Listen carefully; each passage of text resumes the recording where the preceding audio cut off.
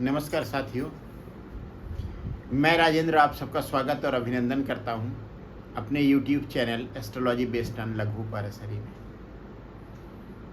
आज बहुत दिन बाद मैं वीडियो बना रहा हूं और इतने लंबे समय अंतराल के बाद ये वीडियो बन रहा है, उसका एक वाजिब कारण है। मैंने अपना मकान बदला है, तो एक मकान के उजड़ने और दूसरे के बसने में कुछ ज़्यादा ही समय लग गया, जिसकी वजह से ये चौथा नक्षत्र रोहिणी नक्षत्र का वीडियो इतना देर से बन पा रहा है। अब तक बात की है मैंने 3 नक्षत्रों की, अश्वनी, भरणी और कृतिका। पहला लघु नक्षत्र, दूसरा क्रूर नक्षत्र और तीसरा मिश्र नक्षत्र, ये स्थिर नक्षत्र है। स्थिर नक्षत्र में ऐसे काम किए जाते हैं जिनका लंबे समय तक उपयोग किया जाता है, जैसे मकान में गृह प्रवेश, बहू का पहली बार घर में प्रवेश, विवाह आदि। और स्थिर नक्षत्र ज्यादातर कामों के लिए अच्छा ही होता है, क्योंकि इसका संबंध है स्थिरता से। अब बात करते हैं इसका जो स्पैन है, या आप ये कहें कि आकाश मंडल में नक्षत्र कहां से कहां तक है, कहां से कहां तक स्थित है, इसका पता क्या है। तो यह नक्षत्र पड़ता है वृष राशि में 10 डिग्री से 23 डिग्री 20 मिनट तक। और चूंकि वृष राशि है, इसलिए राशि स्वामी हुआ शुक्र और नक्षत्र स्वामी हुआ चंद्रमा, दोनों ही स्त्री ग्रह। इसलिए रोहिणी नक्षत्र का संबंध नारी शक्ति से है।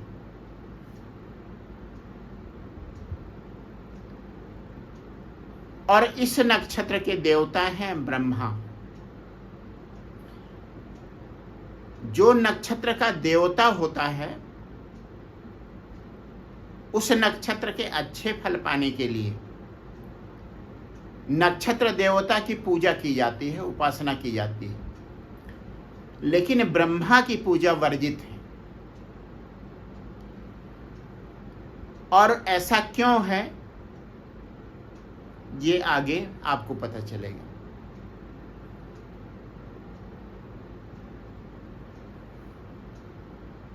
रोहिणी नक्षत्र 27 नक्षत्रों में से एक नक्षत्र है। और ये जो 27 नक्षत्र हैं, ये बहनें हैं, सगी बहनें। और 27 की 27 का विवाह चंद्रमा से हुआ है।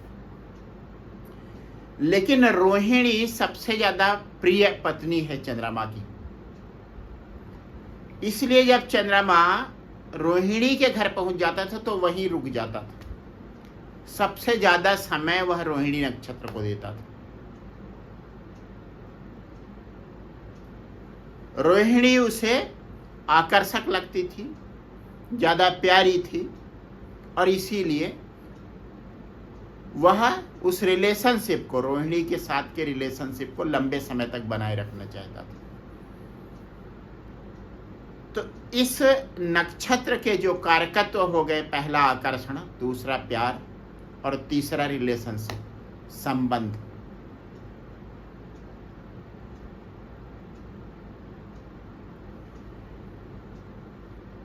ब्रह्मा इसके देवता हुए और ब्रह्मा ने जगत की सृष्टि की। तो ये नक्षत्र जो हुआ, सृजन का हुआ, क्रिएटिविटी का हुआ, विकास का हुआ, फर्टिलिटी का हुआ और प्रजनन क्षमता का हुआ। क्यों? क्योंकि यह संसार जिसका सृजन किया ब्रह्मा ने, उसमें क्रिएटिविटी है और एक सौंदर्य भी है। साथ ही साथ इस संसार में विकास की क्षमता है। जैसे एक पेड़, उसके बाद उस पेड़ में फल आते हैं, फल के बाद फल अगर नीचे गिरता है, उसका बीज जमीन में अंकुरित होता है और दूसरा पेड़ वहां पर उगाता है। इस तरह से विकास की एक अद्भुत क्षमता इस नक्षत्र में है। फर्टिलिटी, प्रजनन क्षमता, ये सब इस संसार के जीवों का, एक सजीव जीवों का एक गुण है। इसलिए ऐसे व्यक्तियों में यह गुण प्रचुर मात्रा में पाए जाते हैं और स्त्रियों में भी यह सब गुण होते हैं, क्योंकि राशि स्वामी और नक्षत्र स्वामी दोनों ही स्त्री ग्रह हैं। और अगर बात करें वृष राशि की, तो राशि चक्र की दूसरी राशि है, काल पुरुष के दूसरे भाव की राशि है, जिसका संबंध है समृद्धि से। तो यह नक्षत्र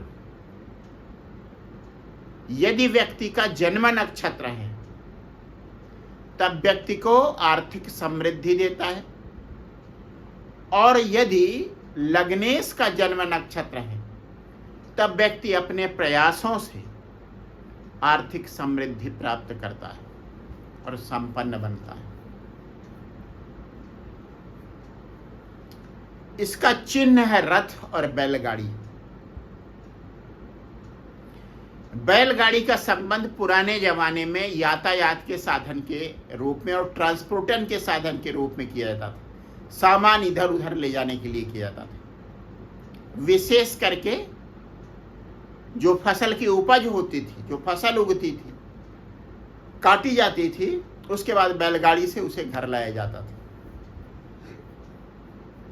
आज के जमाने में इसे कहें तो इसका संबंध, इस नक्षत्र का संबंध हो गया ट्रांसपोर्टेशन इंडस्ट्री से, लॉजिस्टिक इंडस्ट्री से, या लॉजिस्टिक डिपार्टमेंट से, किसी इंडस्ट्री की, किसी बड़ी इंडस्ट्री के ट्रांसपोर्टेशन डिपार्टमेंट या लॉजिस्टिक डिपार्टमेंट से।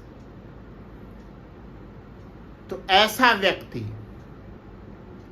जिसका यह जन्म नक्षत्र हो या चंद्र नक्षत्र हो, लग्न नक्षत्र हो या लग्नेश इस नक्षत्र में हो, तो व्यक्ति का संबंध ट्रांसपोर्टेशन या लॉजिस्टिक डिपार्टमेंट से हो सकता है। दूसरे, इसका चिन्ह रथ भी है, जो पुराने जमाने में प्रयोग किए जाने वाला एक लग्जरी व्हीकल था। तो आजकल की बड़ी जो गाड़ियां हैं जिनमें भव्यता होती है, उसका संबंध इस नक्षत्र से बनता है। ऐसा व्यक्ति लग्जरियस गाड़ियों का शौकीन होता है। अश्वनी के लिए भी मैंने ये बात बताई थी, लेकिन अश्वनी में हार्स पावर की बात थी, स्पीड की बात थी, पावर की बात थी। इसमें लग्जरी की बात,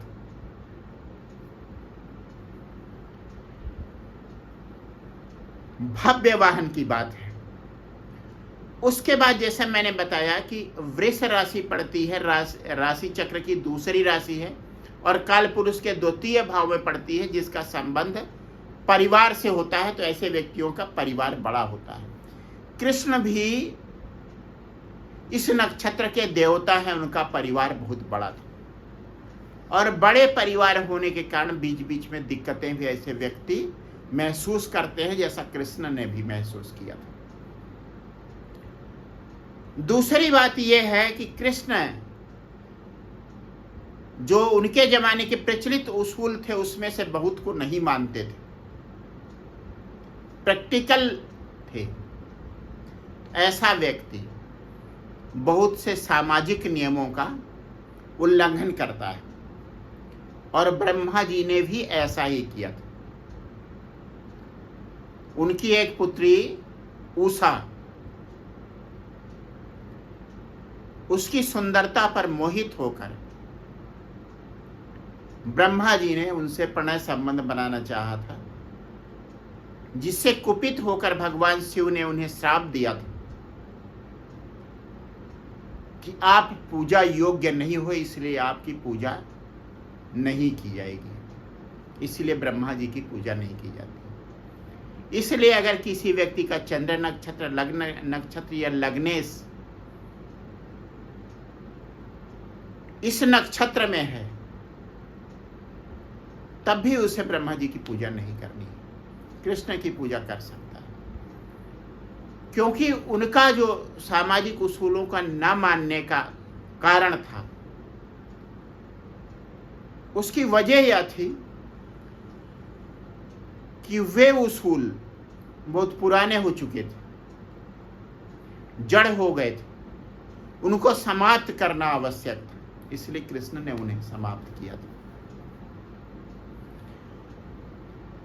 ऐसे व्यक्तियों का परिवार बड़ा होता है, पारिवारिक होते हैं और फोकस्ड होते हैं अपने गोल के प्रति,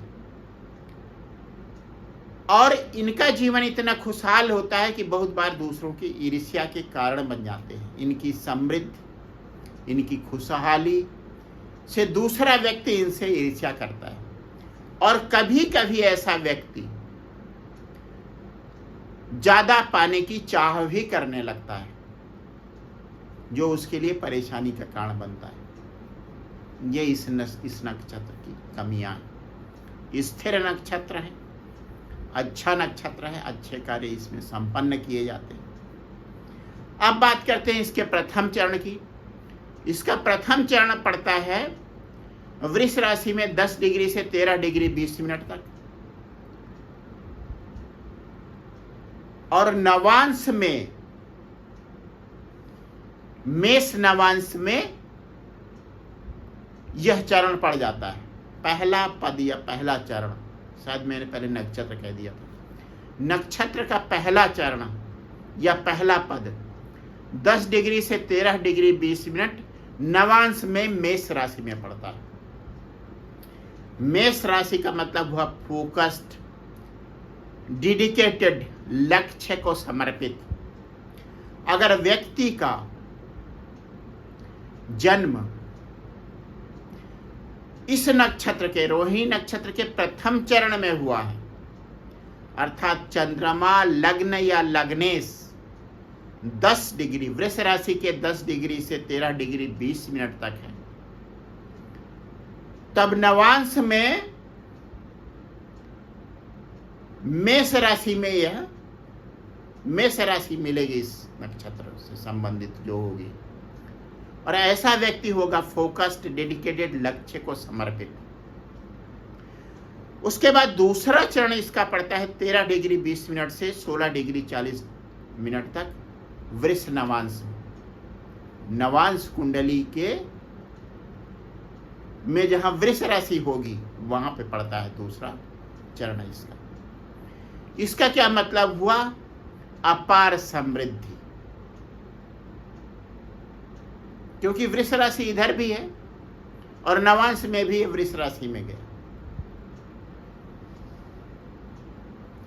उसके बाद तीसरा चरण पड़ता है 16 डिग्री 40 मिनट से 20 डिग्री तक मिथुन नवांश।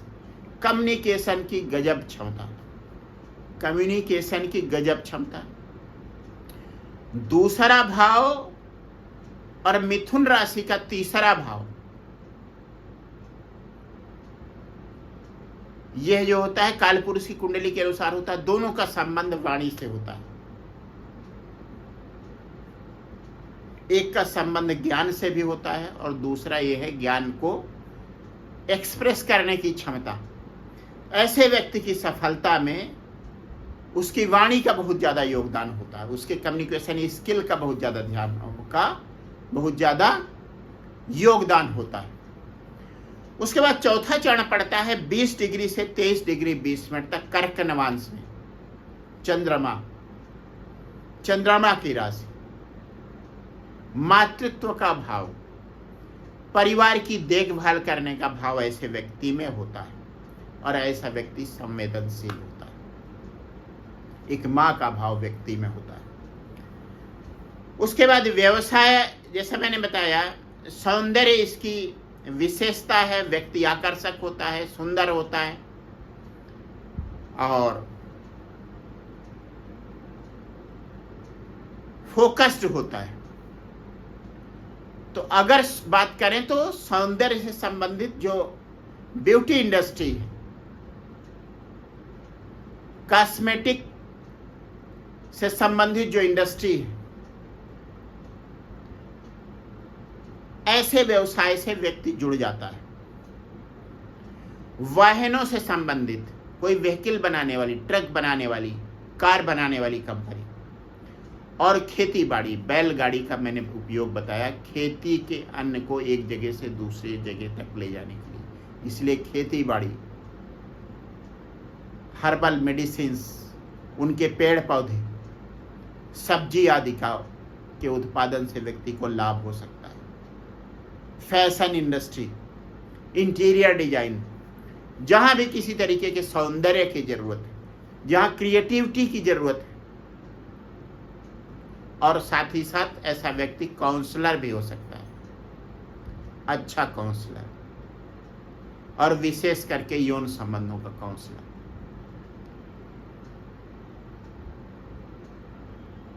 अब